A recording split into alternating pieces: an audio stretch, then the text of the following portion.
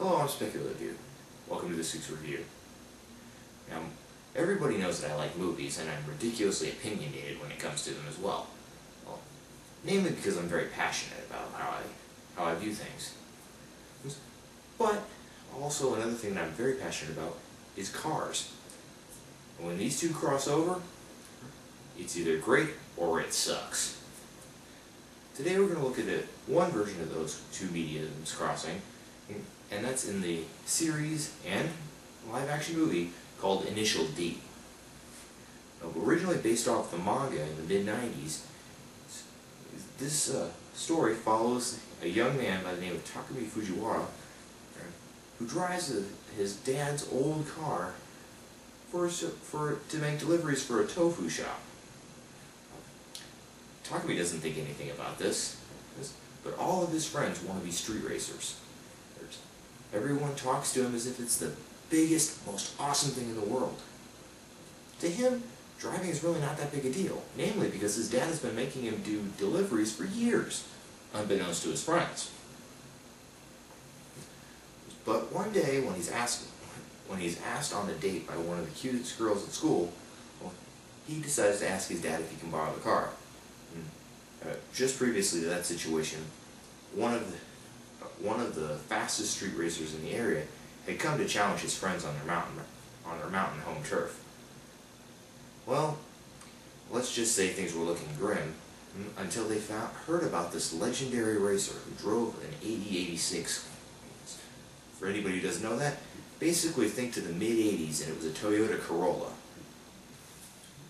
So one of his friends goes in search of this legendary driver and car, or comes upon Takumi's father working in his tofu shop. Having no idea that he's actually Takumi's dad, he asks him to drive in the mountain pass to preserve the pride of their racing crew. His dad isn't exactly thrilled about the thought of getting back in the driver's seat and racing, though he obviously is more than confident enough in his own skills. Eventually he convinces Takumi to go in his place, and the legend is born. Takumi has, under his father's tutelage over the last 7 years, has become an amazing driver whether he realizes it or not. To him, driving is just an everyday thing, not a big deal. Okay, now that we got the main plot out of the way, let's talk about some of the characters. There's obviously Takumi. He is the main focus, but one thing that this series does, and does well, is while he is the main character, it gives more than plenty of time to the other characters.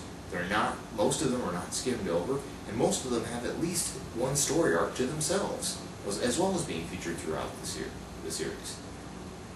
Some of the characters even have recurring roles, despite only being really important in one plot point, which sometimes you might think, why are they kind of shoehorning in another character here? But this way it really works. When you have a community that's as tight-knit as the car racing scene, you really realize that whether a person is important in this race or not, you're probably still going to see them there scoping out the competition. Now, one thing that I will have to say that does bug me is the difference between Season 1 and Season 2. Or maybe I should even say Season 1 and the rest of the series. While it's technically broken up into 4 stages, really Stage 3 is more of an add-on to Stage 2. It isn't really an actual... it could have basically just been extra episodes at the end of the series. It's not an entire stage in and of itself. In fact, I believe it's even referred to as an OVA movie, which is set within the series. Kind of odd to have an OVA there, but there you have it. Now, when I say that I have to complain about the difference between Season 1 and the rest of the series is twofold. One, the artwork in Season 1 or Stage 1 I should say, is completely different from the rest of the series. And when I say that, it's the art style is just completely different. In Season 1, it tended to go more the route of the possibly goofy slightly goofy characters. A character would sit there with a really long drawn face, and it would just come off as kind of odd and a little bit silly. Later in the series, they would fix that. It would be much of a more serious tone. And honestly, the dialogue when it's written is written to usually a more serious level. The people sound like they're genuinely friends. They pal around.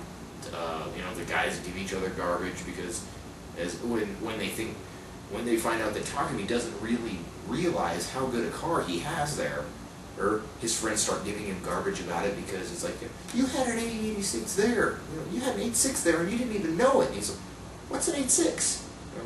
The guy genuinely doesn't know anything about cars. Later in the series, he does learn a lot, but he doesn't.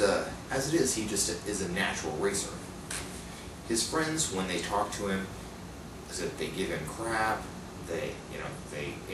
Sometimes they almost make fun of him. Then, of course, they get mad at him other times because they feel that he's spacing out. He doesn't understand how important some of this stuff is to them. The biggest thing is that he doesn't. I think Takumi's biggest fault is that he doesn't see the pride aspect in racing because he's driven for so long as part of his father's business. He doesn't see it as I take pride in my driving. Whereas all his other friends are, this is what we do, this is our passion. Later in the series, he does realize how enjoyable driving can be and how much of a challenge it is to push himself against other drivers, which I really, really enjoy. It's one thing to be said about driving fast, and yet something completely different to be said about driving to your limits. Okay, now I said my problem with Season 1 was twofold, and we've already discussed one, the artwork. It's not particularly good. In fact, I'll even go as far as to mention there's one character who even appears to change races when you see him again in Season 4. So as it sounds, in Season 1, he looks like a normal Japanese guy. Maybe perhaps a little bit tan, but dark brown hair, the way you usually see a lot of Japanese characters.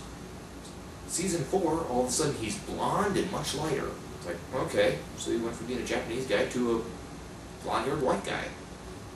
Like I said, when you can't even keep your character straight between stages, you get something wrong. The other thing is not necessarily the voice work being a problem, but the script for the voice work. Specifically the names. Now, in fact, I actually enjoy the voice work for Season 1 more than I do the rest of the series, because I think the characters really do sound more youthful. They're supposed to be right at the end of high school, just going out, getting out of high school, venturing out into the world. One of them, talks about getting a full-time job. Right now they're working part-time at a gas station. He talks about getting a full-time job there once he gets out of school. And like I said, the voices sound very youthful, very, they fit the characters very well. Later in the series, the company who did the dub changed. I won't say who did it, but while I usually respect this particular other company for the work they do, I really didn't like the voices that they put with the characters. In fact, later in the series, the only voices I thought that really fit the characters were Takumi's father, and perhaps one of the other characters named, towards the end there was a couple of older gentlemen. They seem to really have nailed the older characters in this one. Problem was being earlier in the series, or throughout the series, they tend to make the younger characters sound much older. For example, Stage 1, Takumi sounds like a guy who's kind of at the end of high school. His voice is, in Stage 2 through 4, he sounds like he's about 30. Yeah. Roger got around that one. It just, like I said, I know changing companies usually means you change actors and that's fine, but it's not an excuse to make a character sound that much older or that much different. Now, when I said the Season 1 had the problem, was in the script, and namely the names. they really try to Americanize a lot of the names, and it really bugs the crap out of me. In fact, I can only think of one character, other than a couple of times when Takumi introduces himself as "I'm Takumi Fujiwara," he's constantly referred to as Tak. Now that in and of itself might not be so bad, but some of the others are kind of. I think I can only think of one character who's referred to by his Japanese name through the entire season, and that's a character named Shingo. Aside from that, Takumi is constantly referred to as Tak. His buddy Itsuki is Iggy now. His girlfriend Natsuki is Natalie for some reason. I can't think of one of the characters' names, but it's named Zach, which is completely. Unlike some of the other names, which you can kind of see a little bit of skewing, it's like, okay, Iggy kind of sounds like Itsuki, so you can kind of fudge a little bit there. This one's like, okay, it's completely different. It's like, Zach, where did that one come from?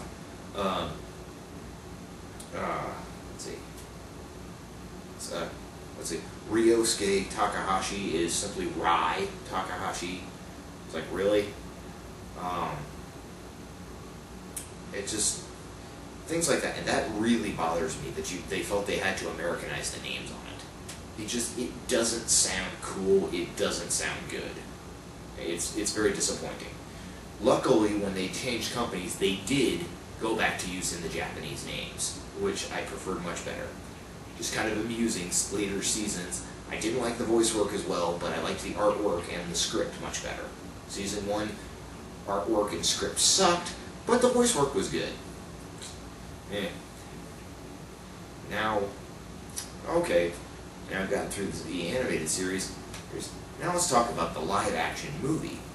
Now there's some very amusing points in this one. Basically, you could say that the live-action movie, in a way, covers stage 1, 2, and 3 of the series in short. They kind of mix it up a little bit. In stage 2 and 3, Takumi comes across these characters that drive Mitsubishi Lancer Evolutions, and races them. At one point, he blows his engine, and his dad, you come to find out, had waiting in the garage this brand new racing spec engine to put in the car, and that Takumi has to learn how to drive. Which is, well, it turns out to be a great learning experience for him, and you can see that in the series. They do have that in the movie, which is a good point, but they also take the race between him and Ryosuke Takahashi, which happens at the end of season 1, and put that at the end of the movie. Now, for movie progression-wise, it makes sense because they completely eliminate the character of Ryosuke's younger brother, I mean, he's just not in the live-action movie at all. Makes sense because then they'd be trying to shoehorn in too many characters for a movie that's, I think, not quite 2 hours long. It was done. Jay Chou, very well-known actor and singer from China, plays it. And I guess that's the one thing I should mention about this is this was not actually a Japanese production. This is the dialogue is all done in Chinese. All the actors are, as far as I can tell, are from China. However, I can understand if you wanted to do an adaptation, but they really wanted to keep this in the spirit of the Japanese series. Whether you're looking at the manga series or the anime, they kept all the names the same. They're all the Japanese names. And one thing that a lot of people don't know about driving in China, they drive with the steering wheel on the left side of the car like we do here in the U.S. In Japan, it's on the right side, or right-hand drive. In this movie, even despite this movie being a Chinese production, they made the cars right-hand drive. Their their driving supervisor and coordinator was actually Japanese. They brought someone in to make this look visually as Japanese as possible. It's, considering the animosity between Japan and China, it was kind of impressive to see this collaboration for this movie. Like I said, visually, everything really does come off as Japanese, despite everything being in Chinese and all the actors being Chinese. It's very, in my opinion, it's very entertaining. A couple points I don't like. Takami's dad in the series, he's a little bit cryptic, and he's not that, he seems to be kind of this, I don't know. You get the feeling, you know that he used to be a racer, but you still get the feeling that he has this kind of hidden past that he doesn't talk about much, and he opens up just little by little, giving advice to Takami. In the movie, he doesn't really do that. In fact, the only time he really opens up to Takami is when Takami blows the engine in the car and he puts the new one in. And while, I'll be honest, his dad kind of comes off as an asshole for most of the movie. Towards the end, like I said, he does lighten up a bit, but for the most of the time, his dad really acts like a jerk. Itsuki in the series is kind of the goofy, sidekick buddy. He wants to be a street racer, but he doesn't have a car. He does eventually get a car, gets the wrong car, gets what he thinks is the equivalent to Takami's car, and then you find out it's actually, wow, this is actually an older, really crappy version. And, he's disappointed, but Takami talks him into cheering up, and he's like that one friend of yours who tries so hard but can't quite do as well as he wants, but you still gotta love him anyway. In the movie, he also kind of comes off as a jerk a fair amount of the time, but he also comes off as a little funnier as well. There's one scene in both the series and the movie where they do make an adjustment. In the series, it's one of Takami's friends who's on the racing team who asks Takami, he's like, can I sit in your passenger seat and watch your technique, I want to do that. I want to learn. Well, in this one, it's Itsuki. And in both series, after it's over, in the series, his friend passes out because he's so freaked out by the way Takami drives. In this one, Itsuki is puking for the next 2 days over how mind-boggling Takami's driving technique is. It's so it just blows his mind. So despite that being a changing character who does that, it is amusing to see that too. Like I said, Itsuki does come off as a little bit funnier in here. He's a little bit more of a jerk and pig-headed. In this one, it would almost be, as opposed to being the comedic buddy friend who's kind of it's kind of like that one guy who talks a tough game but really has no skills to back it up, and yet for some reason you still want to be his friend. That's kind of, you get the feeling that that's kind of Itsuki's character in the movie, especially when he shows up at one race. Due to having crashed his own car in the movie, he has a different car than he does in the series. Due to having crashed his car initially, he shows up at another race in a minivan. And like I said, it just comes off as very, very funny. This is a series, if you like cars or if you like anime, I would recommend both the series and the movie. It really does, in my opinion, feel the way people talk about cars, the way people act. Like I said, I like the characters. They do have recurring roles throughout the series, most of them anyway. Some of them will just show up for one story arc and then leave. As may happen in real life. Like I said, others keep coming back every once in a while. And there's always a good reason why they come back. It's not just throwing in a character. This is one that I would recommend to watch for sure. I thought it was fun and entertaining. So I do have to admit, I love something subtle that's happened with this series, and that was not directly related to it. These characters have been ripped off in so many different ways. Some of them I didn't realize at first, and then came to acknowledge later. One game that I did, that I'm working on the review for, Wangan Midnight, the main character looks almost exactly like Takumi. It's quite amusing to watch. Also, if you ever play the PlayStation 2 or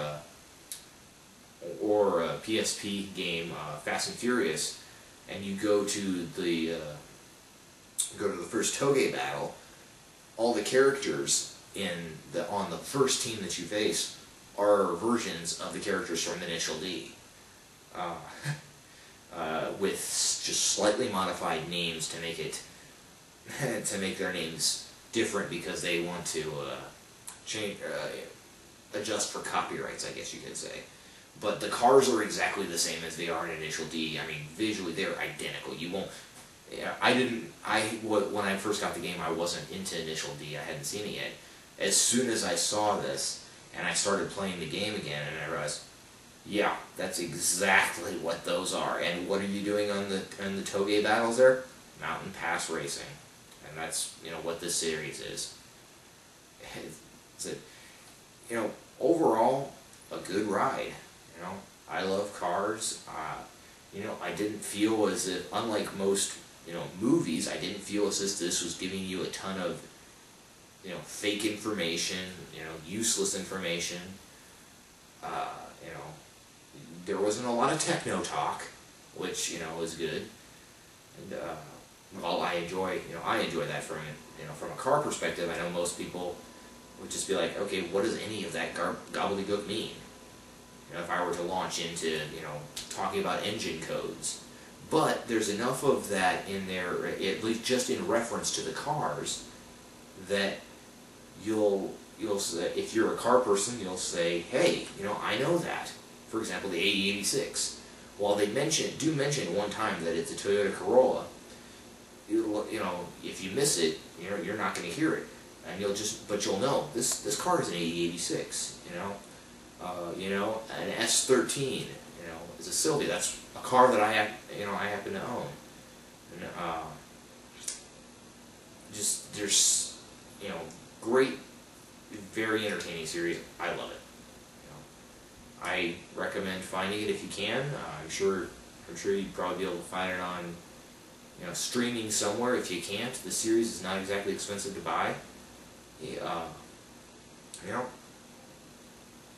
I loved it. I hope you will too.